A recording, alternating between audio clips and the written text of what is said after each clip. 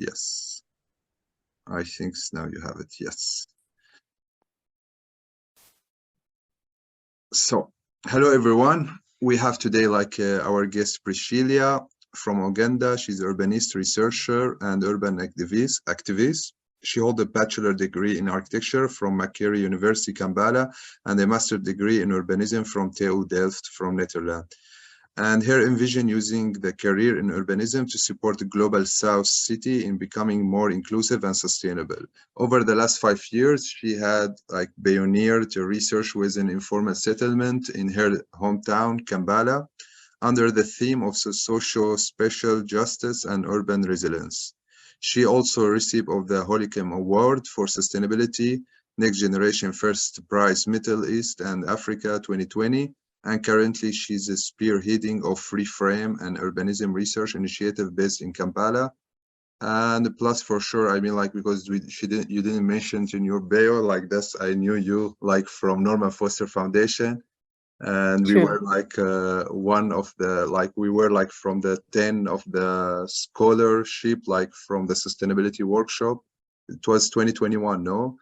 Yeah. Yes, 2021. Yes, and it was very great chance. I mean, to meet you and I mean, to know you. I mean, and to get from also your experience. So now, I mean, you have it, and thank you for joining us. And please start, Priscilla. Okay. Thank you for the introduction, Ziwar. I'll share my screen. Maybe you have to make me co-host so I can share. Yes, for sure. You have it. Okay.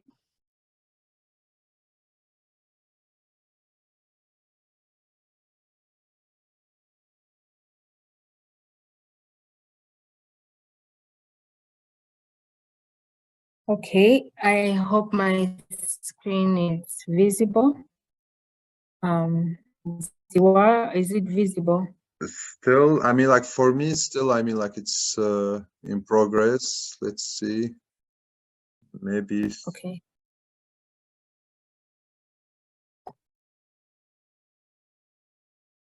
Maybe for others it's showing, but I mean, still mine, it didn't show. Yeah, now it's good. Yes. Now okay, it's perfect. Yes. Okay. Yes, I'm Priscilla Namwanje. I'm an urbanist and researcher, as Ziwa has introduced, and I'm based in Kampala, Uganda. So I'm going to present to you my thesis, my master's thesis, titled The New Informal. So I'll begin by introducing Kampala, which is my hometown, and also the capital city of Uganda, a country in the eastern part of Africa. Kampala is what you would describe as a primary city. This is because at just over 1% of the total country's area, it hosts majority of the commercial and industrial services of the country. So as a result of this, over the recent decades, Kampala has experienced what you would call a population explosion. And this urban growth has primarily been informal. And this manifests most evidently in the housing sector, where over 60% of the residents of Kampala reside in informal settlements. Because of the limited space for urban expansion, these informal settlements tend to inhabit environmentally sensitive areas such as wetlands. So what do you get when spatial planning failure meets climate change? Flood. Every time it rains in Kampala, the city floods. However, flooding is not necessarily the problem. It is a consequence of the problem. For us to be able to understand the problem, we have to review Kampala's planning history. And this planning history is in two phases. We have the during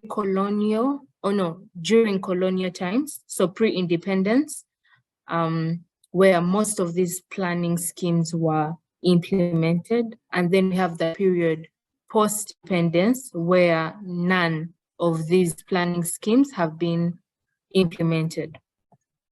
So this leads us to a two-pronged issue. There is the problem of non-implementation of spatial plans, which leads to spatial segregation. Spatial segregation was inherited from colonial times, but it's propagated even further because of the non-implementation of spatial plans. So according to my research, what is the planning process? In other words, what is proposed by the City Council is what I described as formal practices, and planning outcomes. In other words, the reality on ground is what I called informal practices. So the heart of the problem is that formal practices and informal practices run parallel to each other with uncoordinated efforts towards tackling the city's challenges. The new informal, therefore, sought to create a strategic framework which could combine both the formal and informal practices and then lead to effective planning implementation. So in order to do this study, I had to focus on a particular area. So I looked at the achievable wetland. It's the most important environmental asset of the city.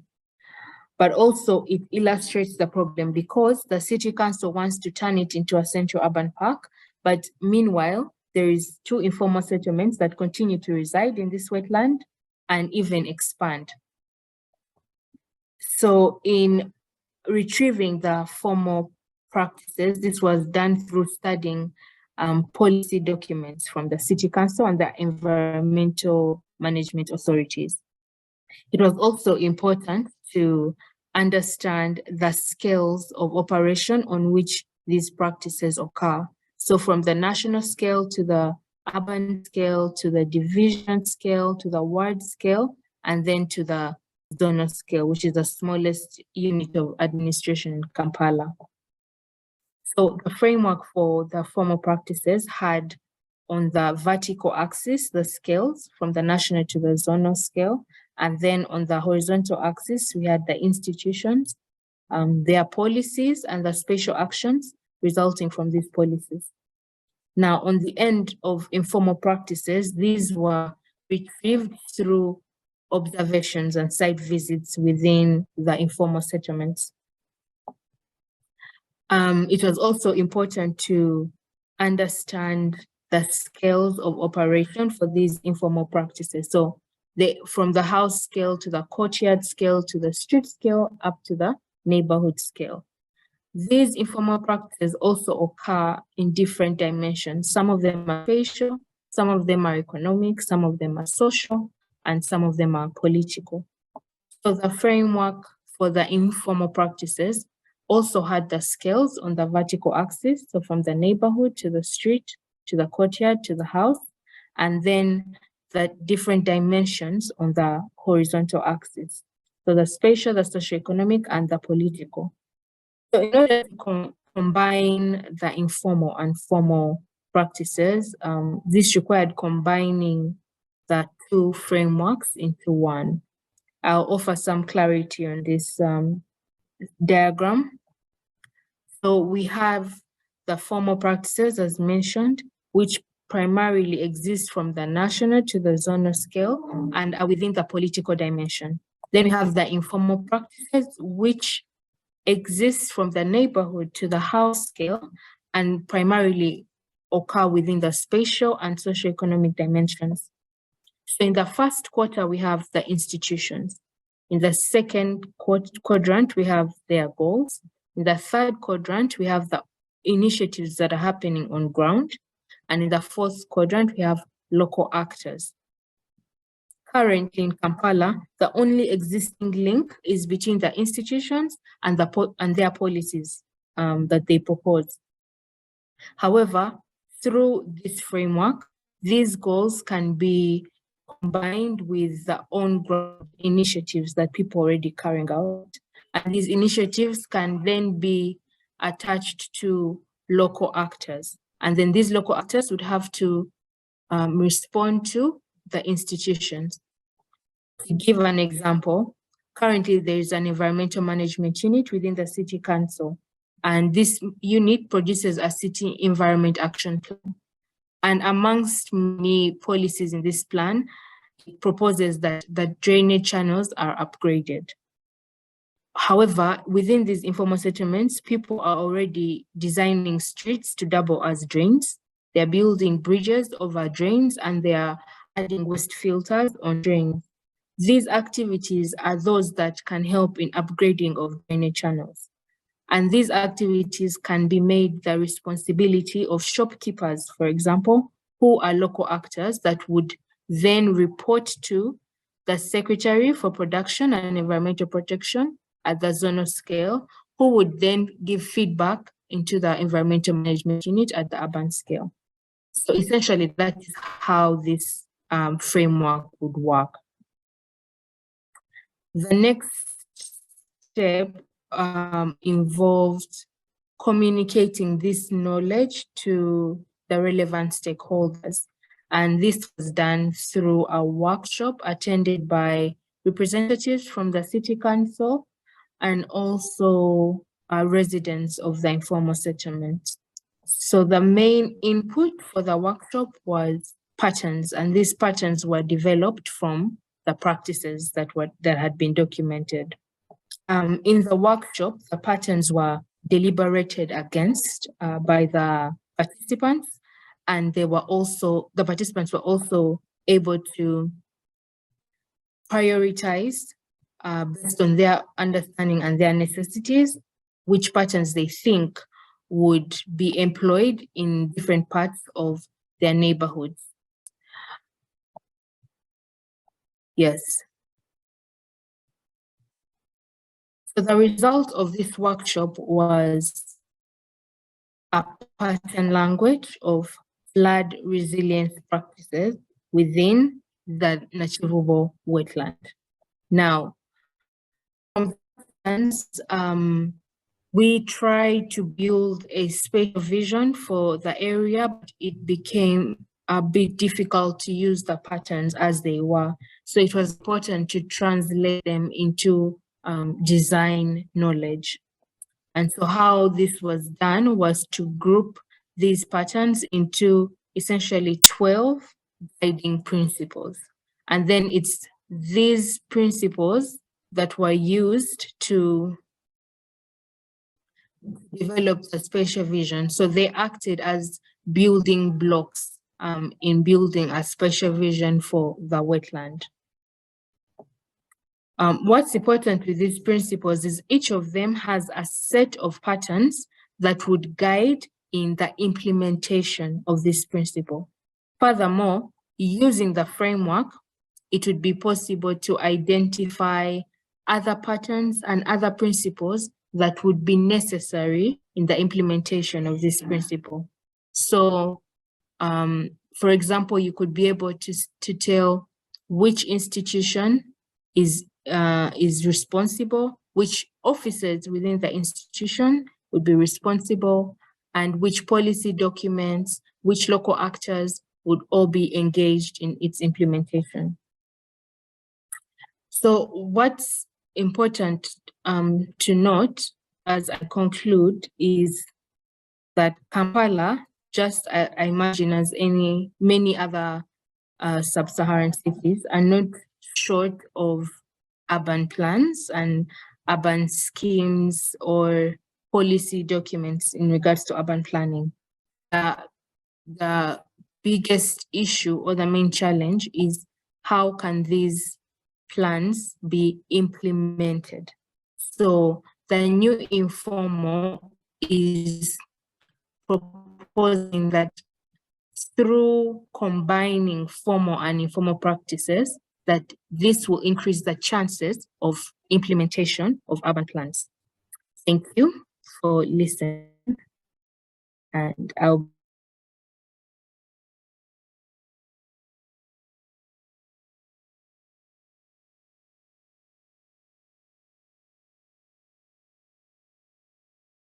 Priscilla.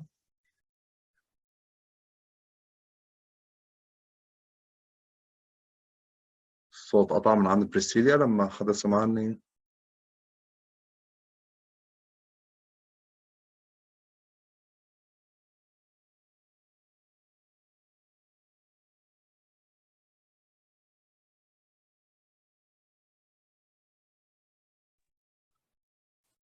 Sorry, Priscilla, I had like a problem in the connection.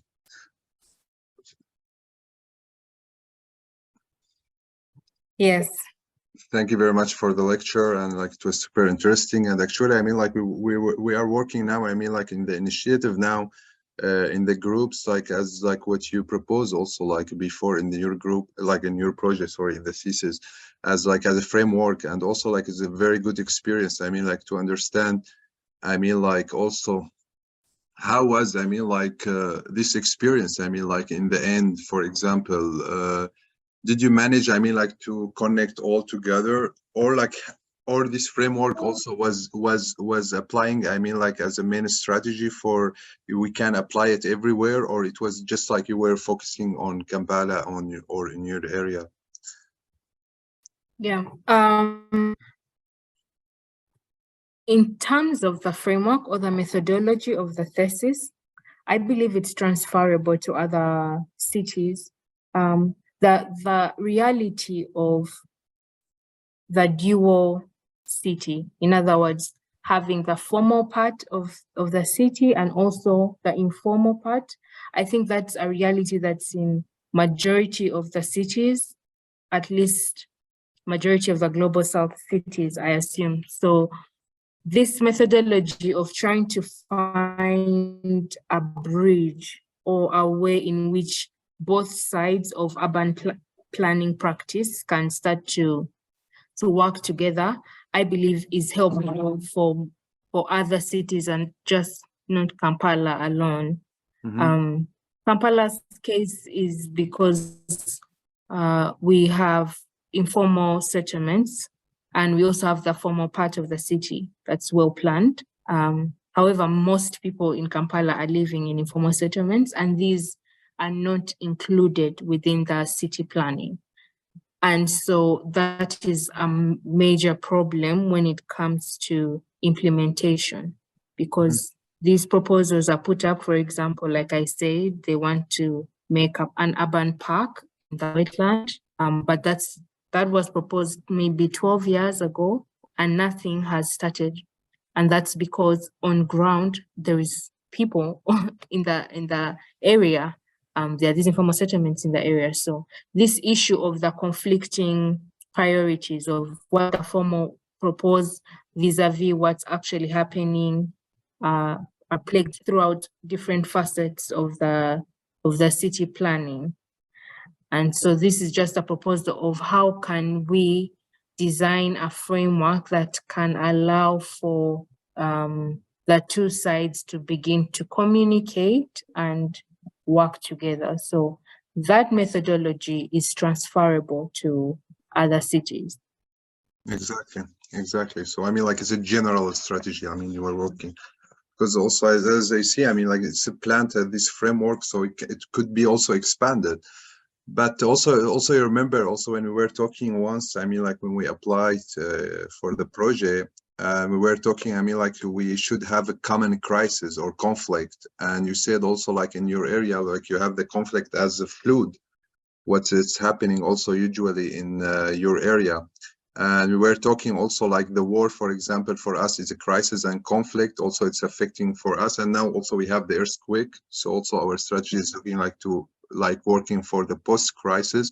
And also I think it's also like we have to talking like very widely. It's not about the conflict or the crisis. It's just about earthquake or war or no, I mean, even the climate change. I mean, like you remember also in Norman Foster Foundation, they were like very focusing also on this aspect, because also now we see this how it's affect now on our world. And I mean, like now, for example, in Berlin, the last time when I have been in Berlin, like it was November, and I was wearing t-shirt. So yeah, I mean, like, it was super weird. I mean, like in Berlin, how Yeah. I mean, the climate change super affect now. So there is, let's say, I mean, like now when we were talking about the post-crisis or like the strategy or the framework, I mean, like every time we have to think about the short term and long term. And I think, I mean, like now what we have it, I mean, like also because, I mean, when we apply the crisis or also, sorry, the framework or the strategy or whatever it's called, when we apply it according to the effect of the conflict or the crisis. So for example, the earthquake, it's a very short term, like also effect. And so you have also to feel like working with this as a short term, but also you have to thinking about this also at the long term. But the climate change also, Sure. well, and what you have also in your area, you are, I think you are working now in the long term, let's say. Have you Yeah. have you thinking also about the short term in general, also in the framework, or? Well, I would say maybe yes and no. That's my answer, yes and no. What has become evident to me, at least through the research, is the issues, like you've mentioned, the different crises that are facing us in this time. So for example, for us, we are dealing with the climate change and its issues such as flooding in the urban areas. But like you've mentioned, in Syria and Turkey, it's now the earthquake, but also there is the prolonged civil war. So there's always some kind of crisis facing urban areas. But what the crisis does is sort of reveal underlying issues that already exist within a city. So if a city has been built with resilient structures, both in how it's governed and how it's designed, it's better placed to cope with whatever crisis that comes along. However, if a city is already having an internal crisis, so to speak, then what these other external issues do is just bring to surface that problem. So that is why in this research, as much as I use the lens of flooding just as a way to focus the problem, it's actually not so much about the flooding, because that is a consequence. So it's sort of taking steps back to see, okay, where is the issue coming from? Because the city should be in position to tackle urban flooding, yeah, or it should be in position to tackle prolonged civil war, or ABC, whatever the crisis might be. Should be ready, yes. Yeah. Yes, it should be ready. So that's the thinking that I had going into this research. In terms of short term and long term, looking at that specific framework that I came up with, because it looks at informal practices have a short-term nature to them, because usually they are temporary. Even the idea of informality is temporal, so to speak. So these are solutions to problems that are really fast, really easy, really quick. So usually even short-term. So there's that. In that way, the framework looks at short-term solutions, but in also combining with formal practices is trying to look at the sustainability of these solutions. So how can these improve in the workings of the city long term? And that's when you look at, okay, what are the policies that have set in place, right? Okay, the drainage channels have to look like this, but all that is leading up to more sustainable wetlands, and that is leading up. So the policies and the formal practices in nature are long-term solutions usually. So because the framework does both, it sort of tackles short-term and long-term. And I think the advantage of considering both informal and also the formal, and not just focusing on one aspect. Yeah. Exactly. Yeah, because of both, they are like connecting together. So we have to thinking, I mean, like anyway, in the same things. Yeah. Thank you, Priscilla. I would like, I mean, like to have a question from everyone, please. I mean, like anyone like have question, please raise a hand so we can take his question.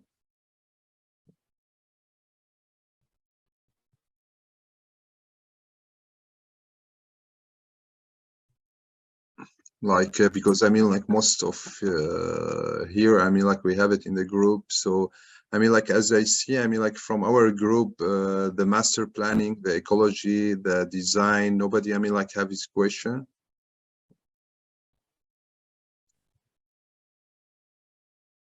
Omar?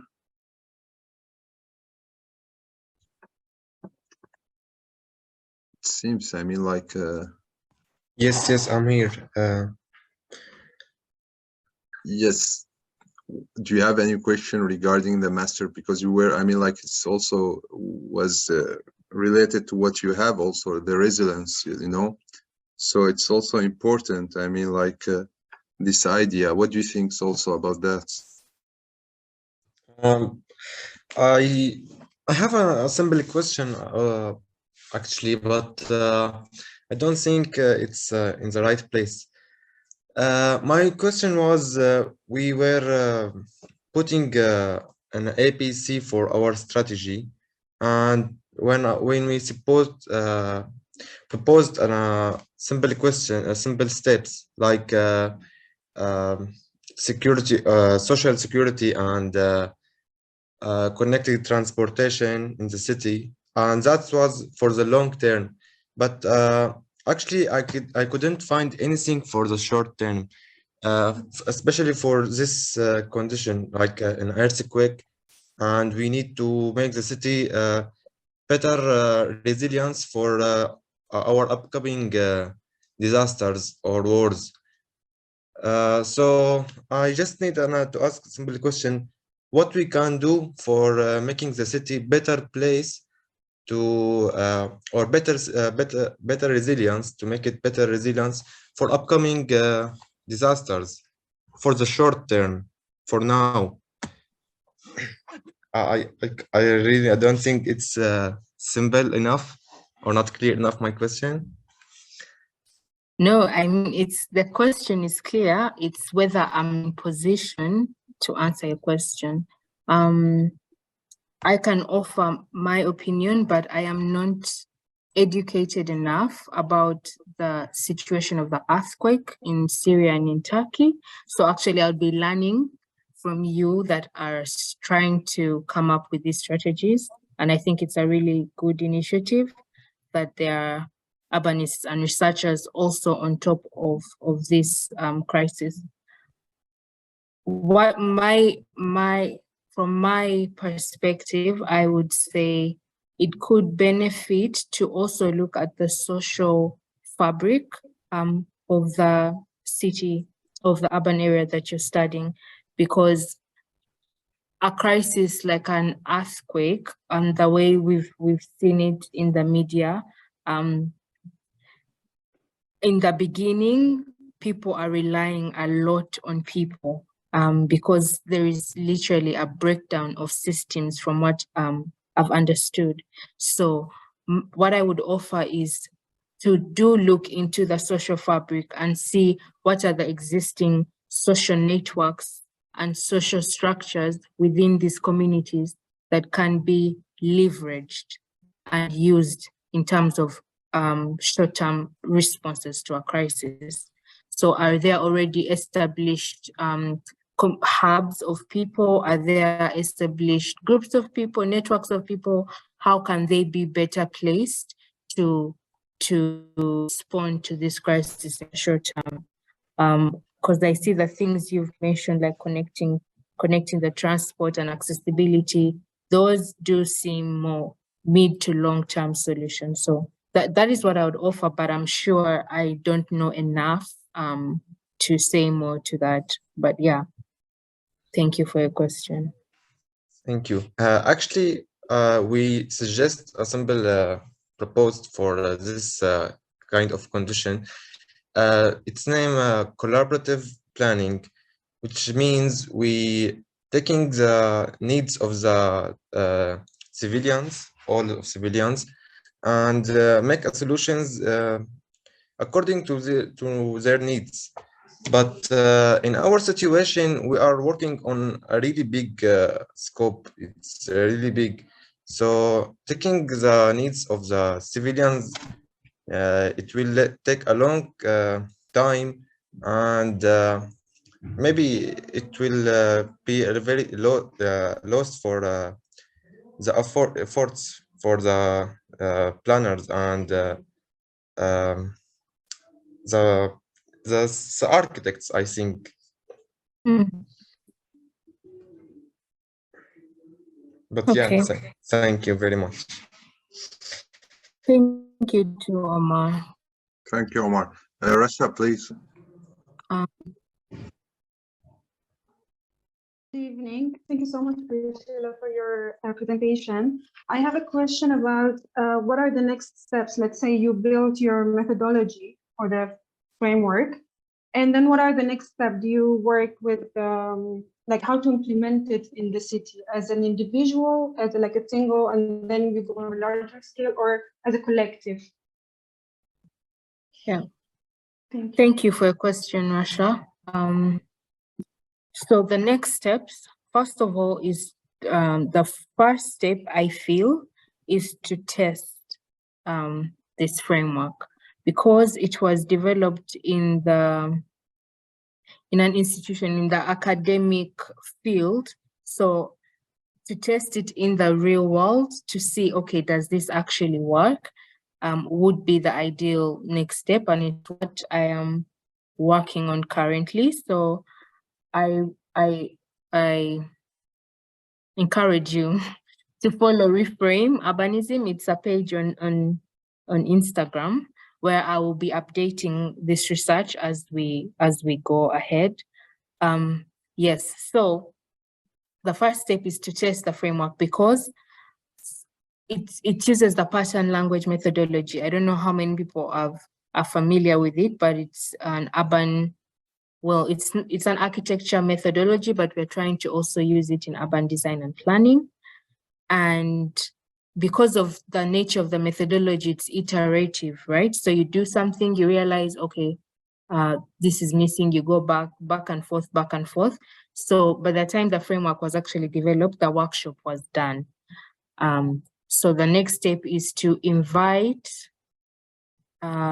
people from the formal and informal institutions, but also the middle, which is civil society, NGOs, and those other players that also exist in the urban landscape, but were not mentioned in the formal and formal discussion.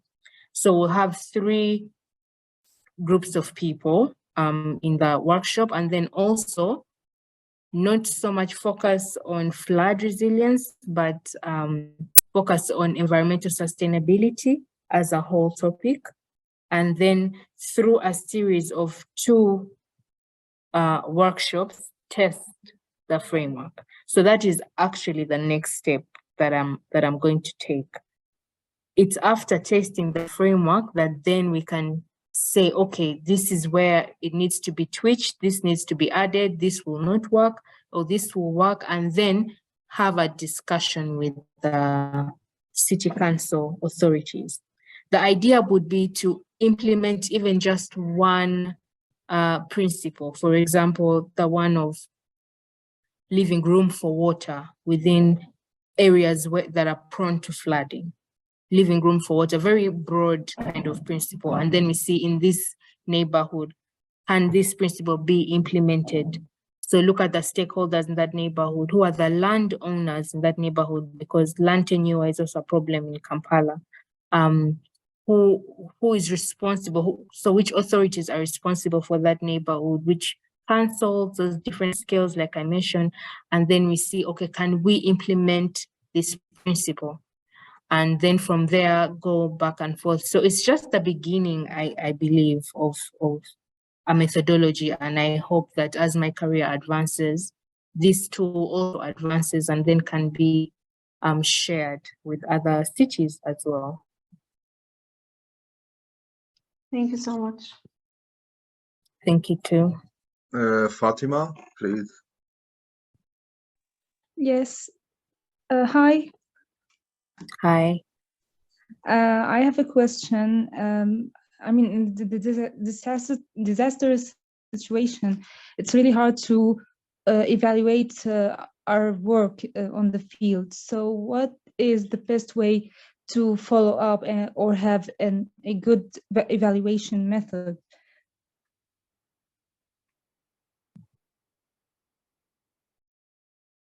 Do you mean that if you, for example, have work you've been doing in the field and then because of the crisis the city is facing, it's hard to follow up? Is that your question? I'm sorry, I couldn't hear you because the internet was so weak. Okay, I'll repeat. I'm asking for clarity on your question. Do you mean that you, as an urbanist, already have like a project ongoing and then because of the crisis, it's hard to evaluate? No, I mean, like when we're working with the people who are with survivors of this disaster, like for example, we're in the group of public health. We have to work and then evaluate our work. It would be so hard to do that with all the messy work and disaster and so on. So is there a best way to follow up or to have an evaluation method for our work with the survivors of the disaster? Yeah. Okay, thank you for your question, Fatima. How I would interpret and approach that would be, I think the best thing would be to document as much as possible, because in this state, I believe it's quite difficult, like you said, to sort of be result oriented or look at results. So try to evaluate and see, okay, what are the results that are coming out of some of the initiatives that you're taking on. But I think it would be so important to document and devise ways in which your documentation can be, can I say, shared across different disciplines, so to speak. So I'll give an example. I worked on a project in a place called Kasese. It's also in Uganda, and it's also faces a flooding issue, but the floods are so devastating. They just come maybe once a month, and they go with everything, like buildings are brought to the ground, schools, they just literally go with a settlement. And so you're almost left on a blank slate. So one of the challenges we had in the beginning was trying to restore and place things like, okay, what was happening here? Who was in charge of this? What was going on here? So what we did in that case was try to take as much documentation as we can. It was written documentation, it was videography, there were photos, and all kind of information that could then later on be used when you're trying to restore for urban renewal projects and things like that. So I don't know how similar the cases are, but that is what we did, and it seemed to help us. So that would be my proposal in your case. But I want to emphasize that I'm here to learn also from you, and I'm really excited to see what comes out from this post-crisis period in Syria and Turkey. So I'm also here to learn and see how that can be employed in my city as well. So thank you for your question, Fatima.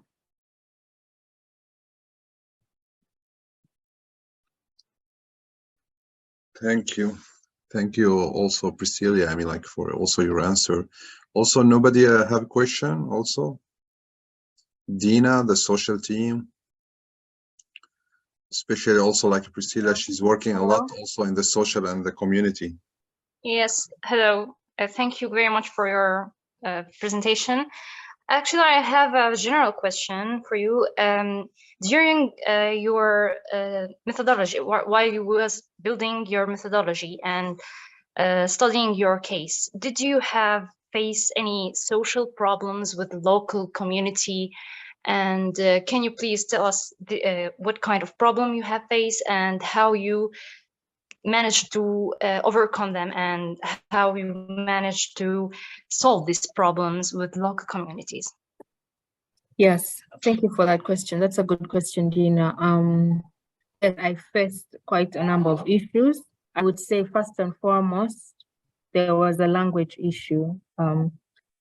Well, thankfully, I'm from Kampala and Uganda, so I can speak the local language. However, because of the methodology I was using, which is the pattern language, we had to record practices into small pattern cards, right?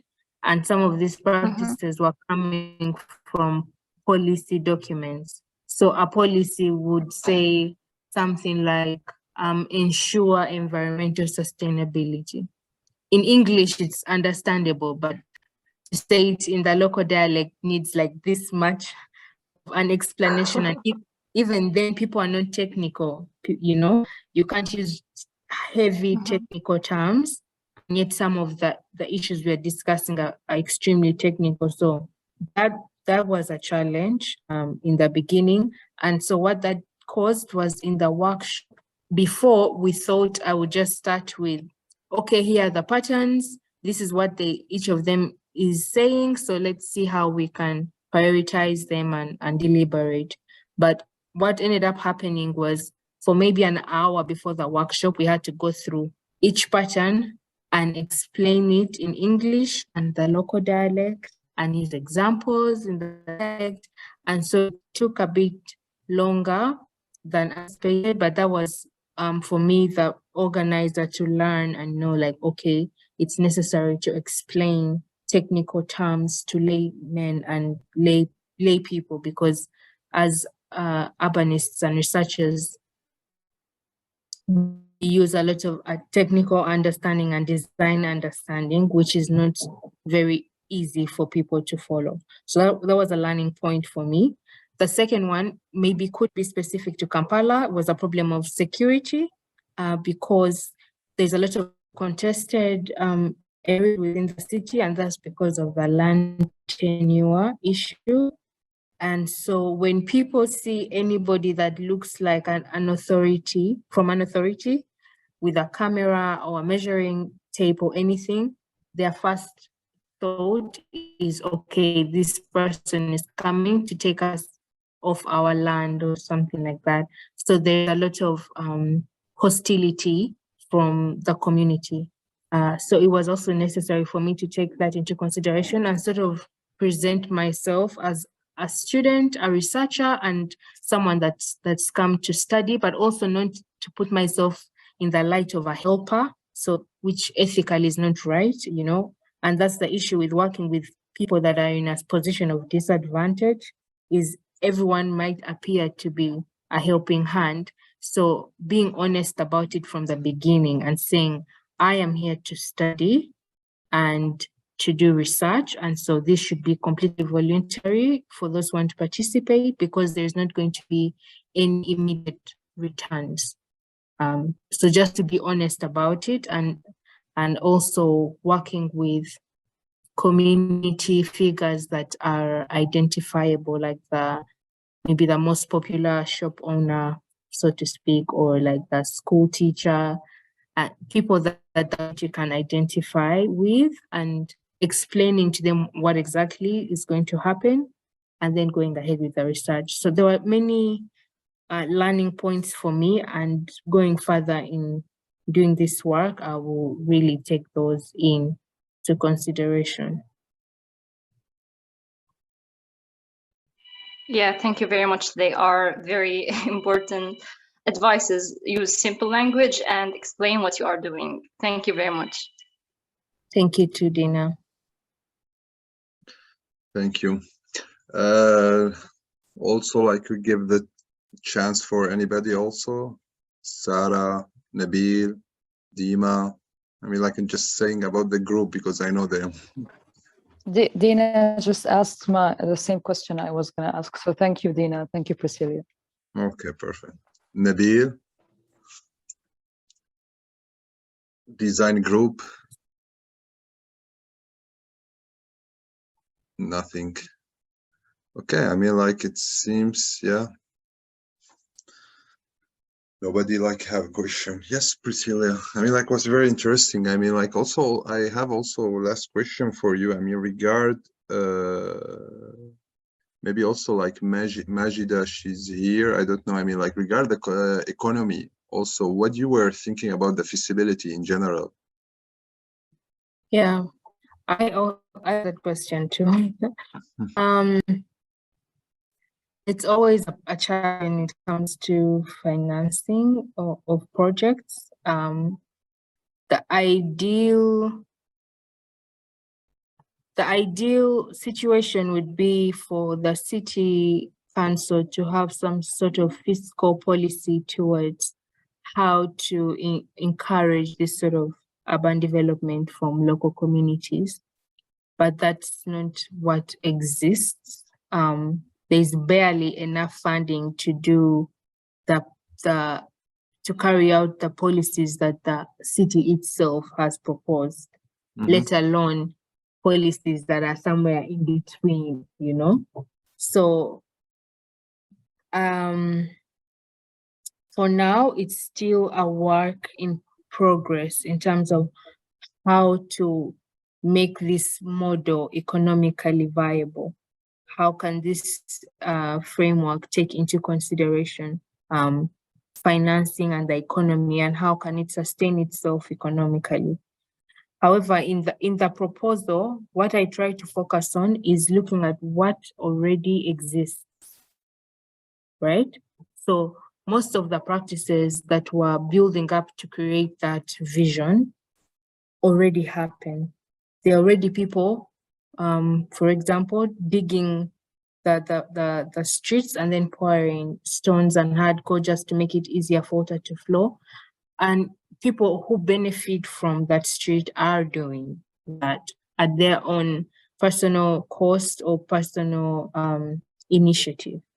So I try to focus on practices that people already carry out, because that means it's already sustainable. There's already a custodian for that practice and someone responsible. And so what the framework does is try to make that person part of the governance framework for the city, and see that maybe they respond to somebody at this level who then responds, you know, so sort of building those connections. But in the long term, there's going to be a need for practices that may not be carried out by people, but are necessary in helping improve the environment. And so funding those would be the challenge. Yeah, so what I can say is it's still something that we are researching and trying to figure out. How do we have a sustainable economic model for this framework? But for sure, I mean, like, considering to involve the community, the local community also in this framework. And because that's also what I see in your presentation, like you were going on the ground, talking with them, like see what they need, the expectation, the need, the survey. I didn't see, I mean, like, if you mentioned about the survey, but I mean, like, the survey in general, I mean, like, what was about, I mean, like, which result you were looking for from them, sorry.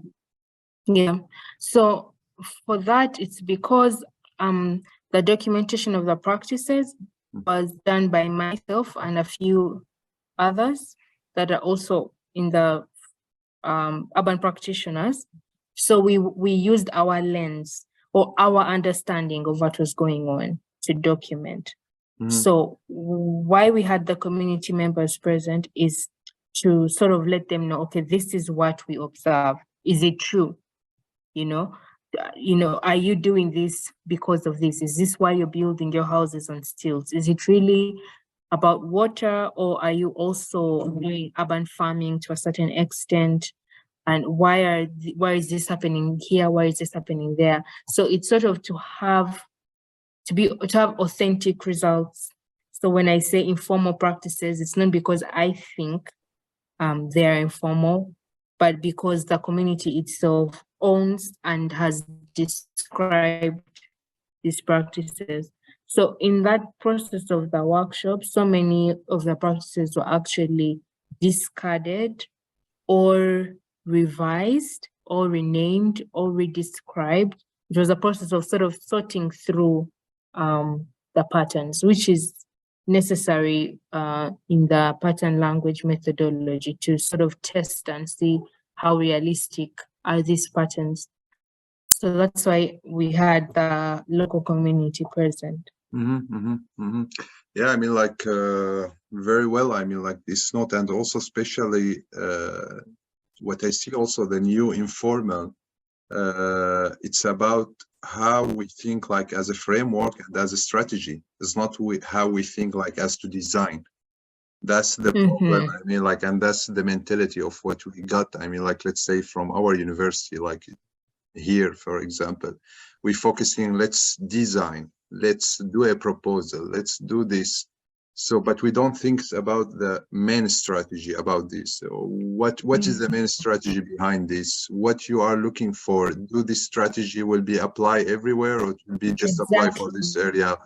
So that's what we have to thinking about strategic way. And in your thesis, the new informal, I see, I mean, like it's like a very big and logical and framework, which is all connected together. And for sure, it's getting like to expand more and more and more.